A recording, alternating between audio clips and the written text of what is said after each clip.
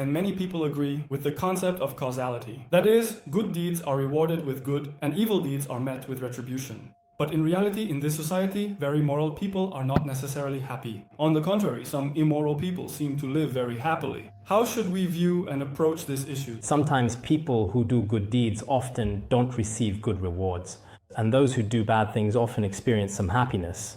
But this doesn't mean that good is not rewarded with good or evil is not rewarded with evil, because for those who do positive actions and good deeds in this life, their karmic results have not yet ripened. We're planting crops right now. At this time, it's impossible to reap the harvest immediately after sowing the seeds. Those who are enjoying happiness in this life have done good deeds in the past. Now, in this life, they are enjoying the results. But those who perform good deeds and positive actions in this life may sometimes still experience some misfortune in their lives now. There are two explanations for this misfortune. One explanation is that they may suffer bad consequences in the future. Through some means and favorable conditions, the results can manifest quickly in a short period of time. Another possibility is that he is currently experiencing the effects of karma created in his previous life.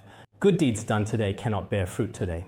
Therefore, in any cause and effect relationship, the cause and the effect cannot exist simultaneously. If a farmer is planting crops, in reality, it takes a certain process for them to mature. Only after this process can the results be obtained. So regarding this issue, many intellectuals have a misunderstanding about the law of cause and effect regarding good and evil. In fact, if you truly observe carefully, no cause and effect will manifest immediately. For example, if you are studying finance, you may be studying it now, but before you officially start working, it's impossible to... Since you are studying finance, then why are you still a student now and have no money?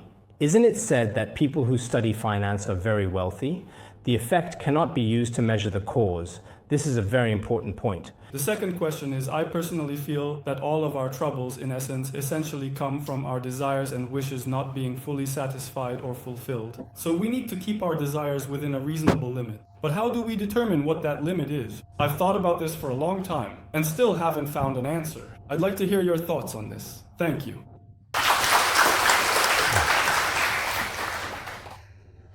Actually, when it comes to our desires, if there is a standard to restrain them as explained in Buddhism, it teaches us to be content with less and to minimize our desires as much as possible. A sense of contentment is what truly brings you happiness and joy.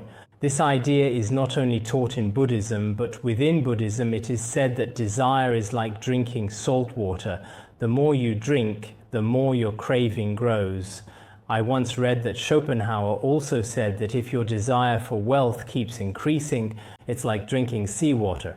The thirst only gradually gets worse. The same goes for fame and other things. He once said something like this. So I think when people become increasingly greedy, you may start to feel more and more empty inside. If you have one house, you want two houses. If you have one car, perhaps you want two cars. Even if you own an entire villa, you still aren't satisfied. You might want 10 or even 100 houses and so on. In this way, our desires are always without limit. So when should we put a stop to them? You need to consider your own basic needs for food and clothing. If your basic needs for daily life and survival are adequately met, that's already enough. In fact, our standard of living shouldn't be set too high. No matter who you are, regardless of your background or status, this is the most fundamental perspective in Buddhism. If you are wealthy, then your standards will keep rising and rising, always going higher. If you don't have money, setting your standards too high is useless anyway. So, for anyone, it's best to go with the flow. In Buddhism, there's often this idea, I already have enough, it's sufficient. I'm not as well off as those above me, but I have more than those below me, so it's still okay. If you have this sense of contentment, it brings you relaxation and happiness. Otherwise, you'll always be comparing yourself to others. Some time ago, I went to Germany. In Germany, people don't compare themselves with each other, and I think their lives are very good. If you have a house or a car, that's your personal property.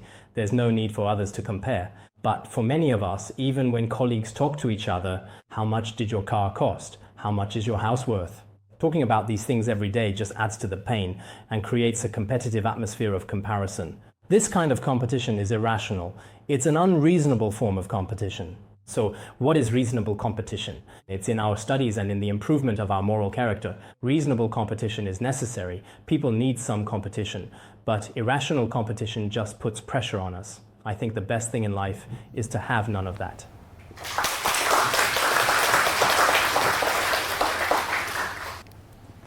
Hello. I have two questions. You often talk about the union of wisdom and compassion.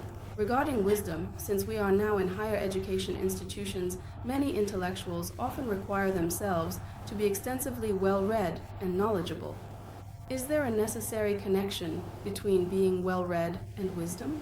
I've also heard that a pure mind gives rise to wisdom. So is there a relationship between being well-read and having a pure mind? That's the first question. The second question is about compassion. We know that compassion is good and it's relatively easy for us to practice it. But how can we let a broad range of students or people in society know that compassion is beneficial both to themselves and to others? That's a question.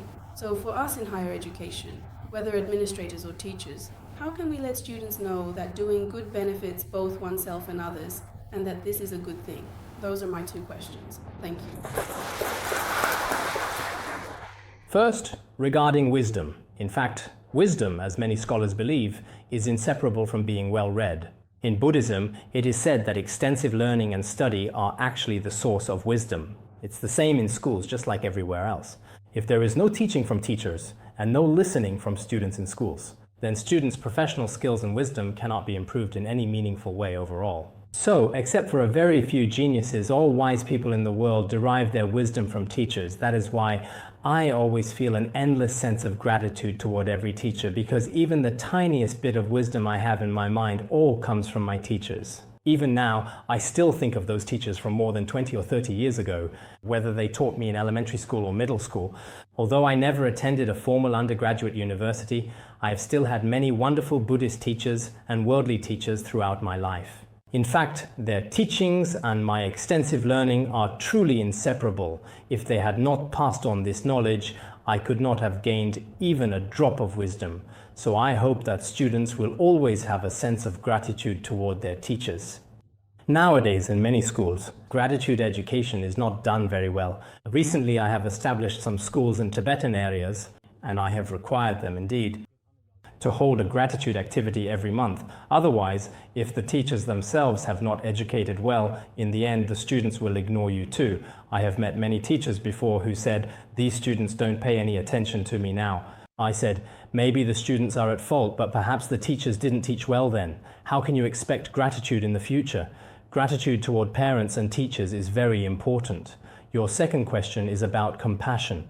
Actually speaking, if we talk about compassion in a broader sense, in Mahayana Buddhism, compassion is directed toward all sentient beings across the world without any boundaries.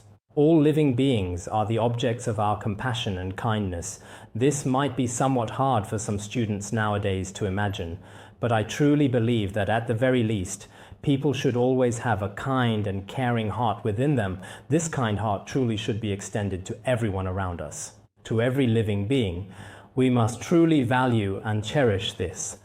If you don't have it, then in the future, when you encounter situations at work involving money, such as bribery, corruption, or various temptations in society, or if we encounter situations where harming others or other living beings benefits ourselves, where we gain an advantage or profit at the expense of others, then when people genuinely lack kindness and true compassion in their hearts towards others, their minds may start to waver. This kind of phenomenon is very negative.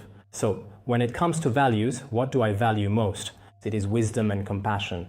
A person should possess both wisdom and compassion. If someone has both compassion and wisdom, then that is a good person. Even if you have wisdom but lack compassion, you might only care about yourself and not about those around you. If you only have compassion but no wisdom, you might not be able to help others, because without wisdom, you would be quite foolish. So I always truly and deeply believe that wisdom and compassion are like a pair of wings. With both of these, we can soar freely in the sky of the human world.